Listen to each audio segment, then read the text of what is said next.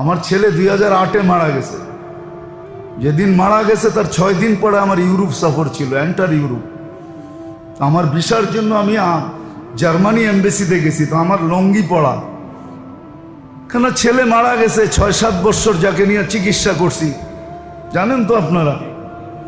বাংলাদেশে ব্যাংককে প্রথম ছেলে, মনটাও ভালো ছিল না, থাকে কি করা।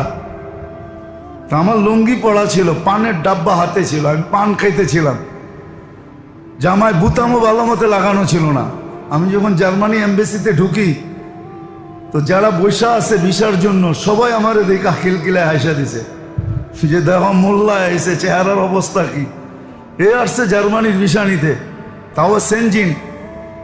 আমি কাউন্টারে যখন দাঁড়াইছি, তো মহিলার অনেক গয়না পড়া ছিল, যে আমার ইন্টারভিউ নিতেছে, অধিকাংশ গয়না কালো।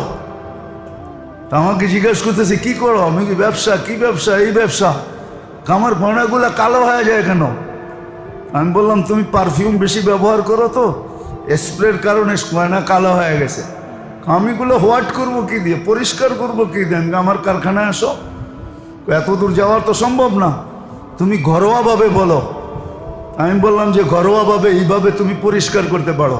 আমি দেখতেছি সে ভিসা প্রিন্ট করতেছে, তা আমাকে বললো যে এত টাকা দাও, দিলাম। কয় বউ তুমি এখানে। বসলাম, আধা ঘন্টা পরে পাসপোর্ট দিল, আমি খুলে দেখলাম যে হ্যাঁ ভিসা হয়ে গেছে। এখন সবাই মুখ দেখা দেখি করতেছে, যে মোল্লা কোত্থেকে আইলো, তো বিশাল হয়ে গেল, আমরা তো ঘন্টার পর ঘন্টা বয়ে দিছি, কেউ তো ডাকেই না। এমন বেশভূষা নিয়ে গেছে, মনে হয় যে উনি বিলকুল এন্টার ইউরোপিয়ান হয়ে আসছে, মানে দেখলেই তাকে ভিসা দিতে হবে, কেননা সে ইউরোপিয়ান স্টাইলে আসছে, নারী বলেন আর পুরুষ বলেন। আমি ওইখানে বসে একটা পান খেলাম, মুসকি একটা হাসি দিলাম, বাইরে চলে আসলাম। বলে চাবি এইখানে না, চাবি ওইখানে।